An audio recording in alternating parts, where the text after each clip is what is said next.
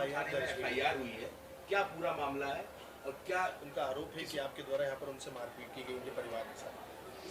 अब आप लोग देख रहे हैं इतनी देर से, यहाँ तो अनटच है, किसी से छुआ ही नहीं जाता किसी को।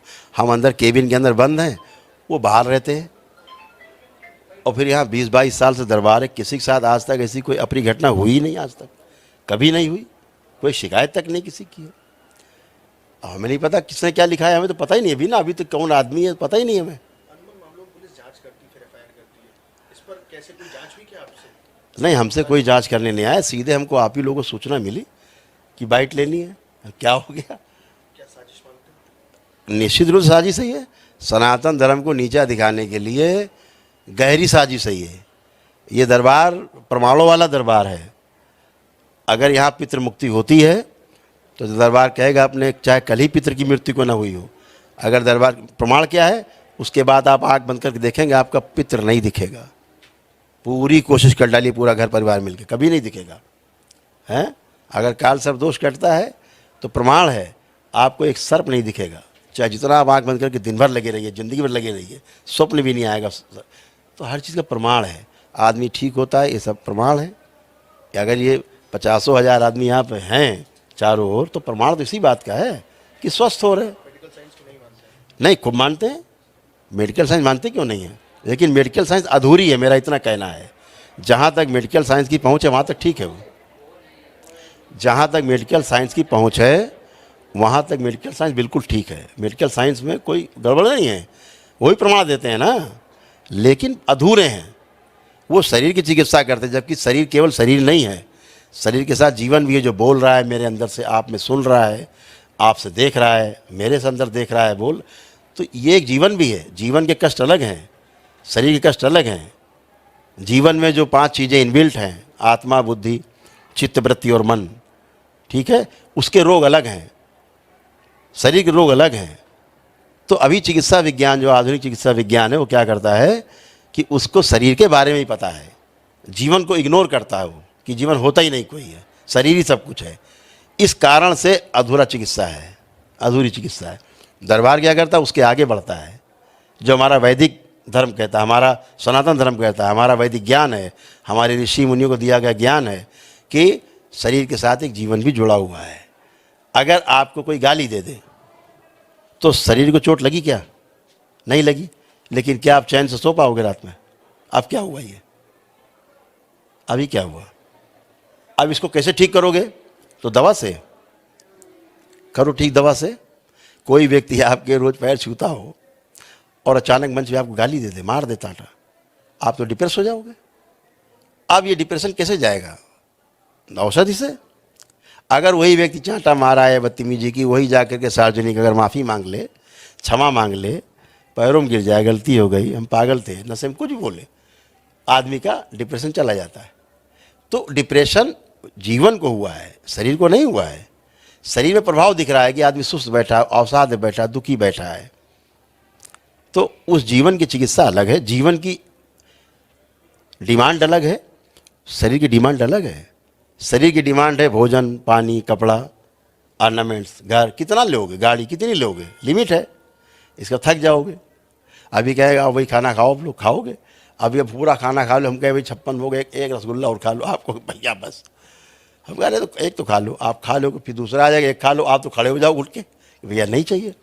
तो शरीर की लिमिट है, लेकिन जीवन की लिमिट नहीं। कोई रोज़ आपके पैर छुए, आप बैठे रहो, दिन भर पैर छूता रहे आदमी, जय जयकार करता रहे जिंदगी भर, आप थकोगे? नहीं थकोगे, क्योंकि वो जीवन का सम्मान हो रहा है। जीवन की डिमांड अनलिमिटेड है, क्योंकि वो अनलिमिटेड का पार्ट है, ईश्वर का पार्ट है।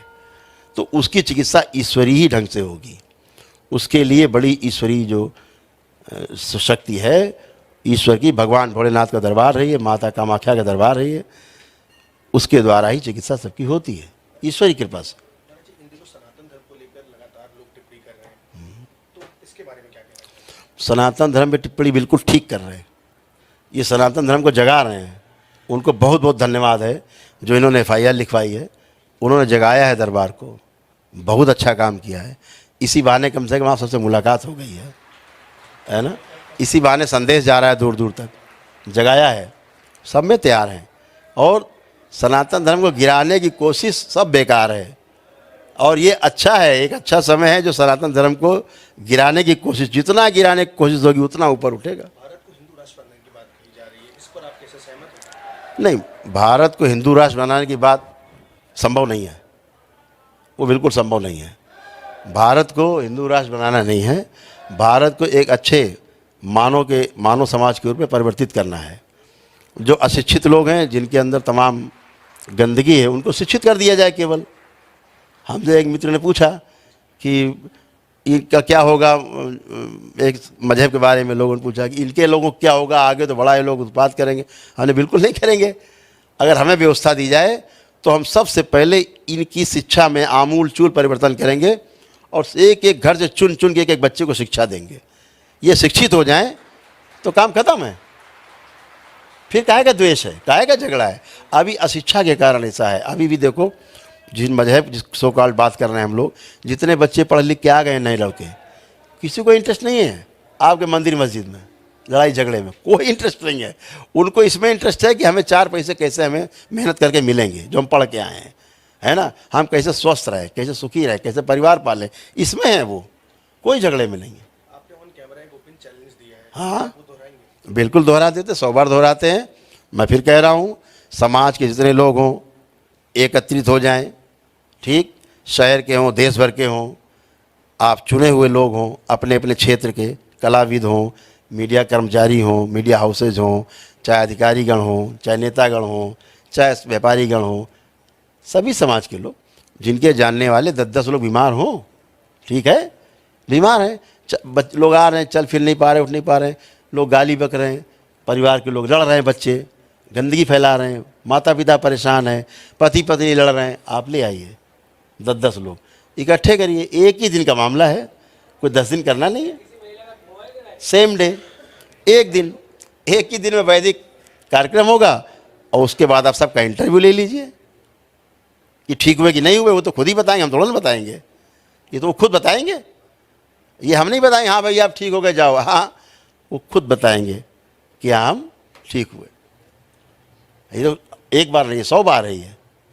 और ये मेरी प्रार्थना भी है, जिसको चैलेंज मत समझो केवल, ये मेरी प्रार्थना भी है ताकि सनातन धर्म की ताकत को कोई समझे तो कम से कम ये एक मौका है हमारे लिए, जो एक ये किया गया है, ये षड्यंत्र दरबार के खिलाफ किसने किया मुझे नहीं पता, किसने लिखा है मुझे नहीं पता, मैं नहीं जानता, क्योंकि मेरा तो किसी से झगड़े नहीं को मतलब नहीं, मैं तो यहाँ अंदर बता रहा हूँ, केबिन में बैठा हुआ हूँ, लोग बाहर हैं। तो यहाँ पे क्या है कि एक मौका है कि सनातन धर्म को प्रमाणित किया जा सके, और हम तो ओपन कह रहे हैं ना, नहीं कर पाए तो दरबार बंद, बोल तो रहा हूँ मैं, और कर दें तो दोबारा कभी सनातन धर्म के प्रहरियों की तरफ देखे नहीं कोई। इतनी बात है।